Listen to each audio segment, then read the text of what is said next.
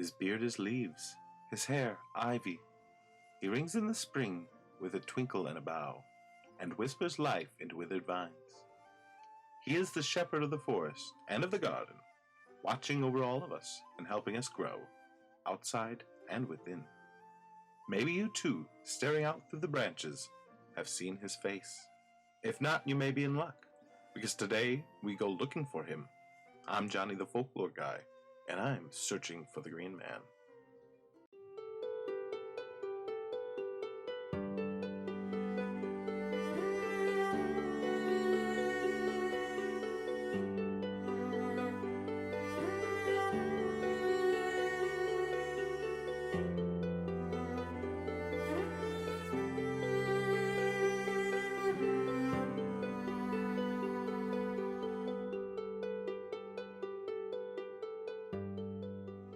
Green Man is saving your life right now, bro. Just go with the flow.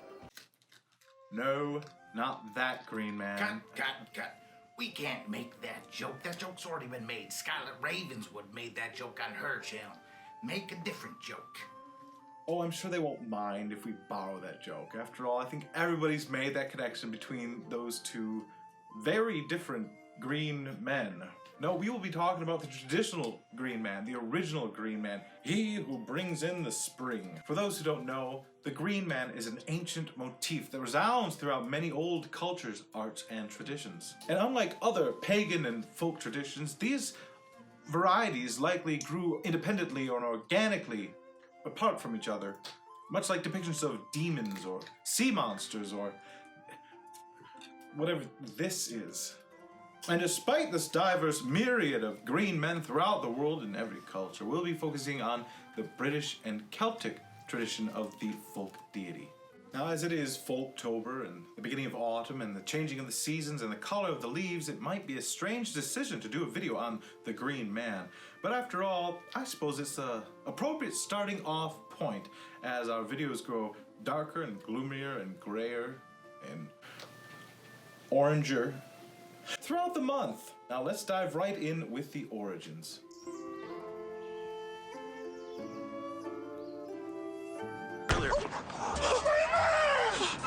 Green Man references date as far back as the 2nd century CE, and from there they include sculpture reliefs from 5th century French monasteries, 6th century Roman mosaics, and 11th century Templar churches in Jerusalem. Variations on the Green Man theme appear more often from the Renaissance onward, with perhaps half of all depictions dating from around the latter half of the 19th century. This is when ancient folk aesthetics were on vogue during the Gothic revival and Romanticism movements, appearing in everything from statuary to manuscripts, book plates, stained glass, and sculpture reliefs. And to this day, by far the most popular medium to find these Green Man motifs is in sculptures, typically on buildings. And that leads us into our next category.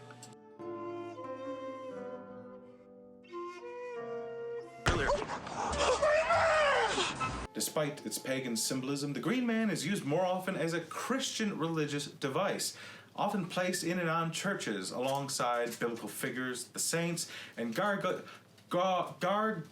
gargling. Once again, who wrote this? And once again, you wrote this. Gargoyles gurgling rainwater. Nailed it. Whole books and travel guides are written on the Green Men and how and where to spot these illustrious figures in and around churches and little towns throughout Great Britain, of which you'll find a list in the description and toward the end of this video. Other places Green Man can be spotted extend beyond religious sites and include secular locations such as homes and pubs, gravestones and cemeteries, government buildings, and most commonly, your Nana Gertrude's back garden. She picks them up at car boot sales. They're made of tempered aluminum. They're covered in bird feces.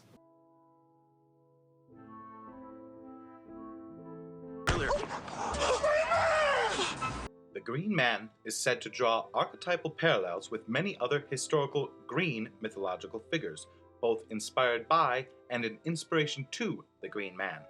The Green Man is said to draw inspiration in part to the Egyptian god Osiris, who is often connected with rebirth and regeneration, and likewise often depicted with a green face. Similar Green figures connected with spring and rebirth include the Greek faun god Pan, and the Greco-Roman Dionysus or Bacchus, the Celtic Cernunnos, Odin from Norse mythology, and the Welsh Blodeuwedd. Some scholars consider these figures as possible precursors to the Green Man, or may have in part inspired him or even her in some cases. To some degree, parallels are drawn to Jesus as well. Similarly, this prototypical Green Man concept may have further inspired similar green characters, such as the Green Knight from Arthurian legend, Robin Hood, and even Father Christmas, especially earlier versions that draw some inspiration from Odin as well. The constants remain life, rebirth, and reward of bountiful plenty. Plentiful bounty? Feasts and whatnot.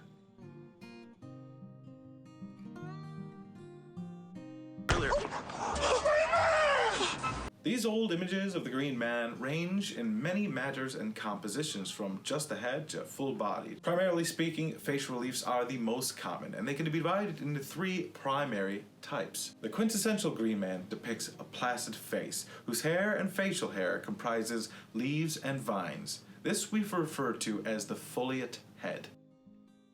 The second most common type is the disgorging head, whereby the foliage emits from the Green Man's mouth, as if he is regurgitating the leaves and extra bits. Somebody get this man a refund on his salad. A third popular type is interestingly known as the bloodsucker head, and is a variation on the disgorging variety, except for instead of his mouth, the foliage emits from all facial orifices, including the tear ducts, the ears, and the nostrils. And in full-bodied versions, other places. There's also a fourth variety who peddles canned vegetables, but we have not the time to discuss him today.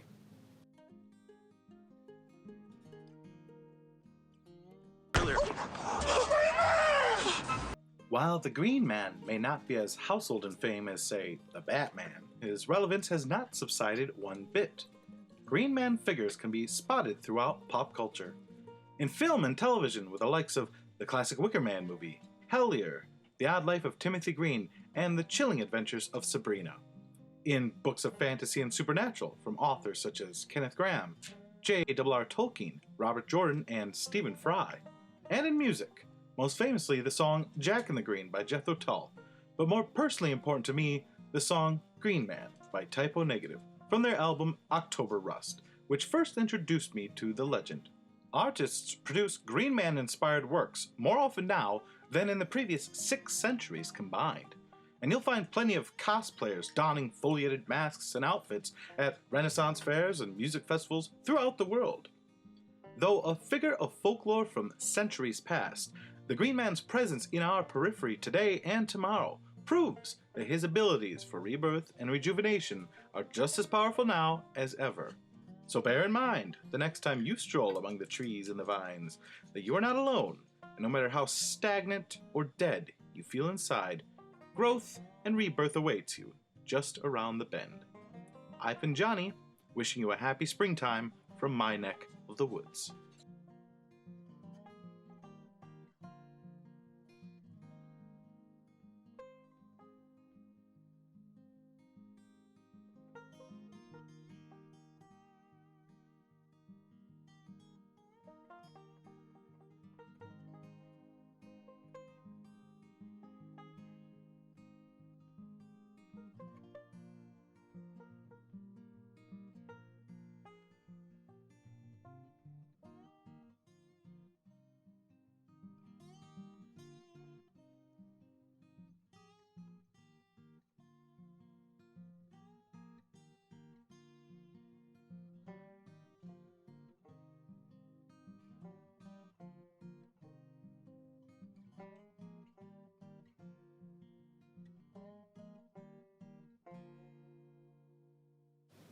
The quintessential Green Man depicts a placid.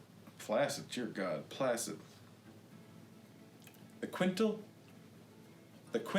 Green Man depicts a placid face, whose hair and facial hair is partly comprised of leaves and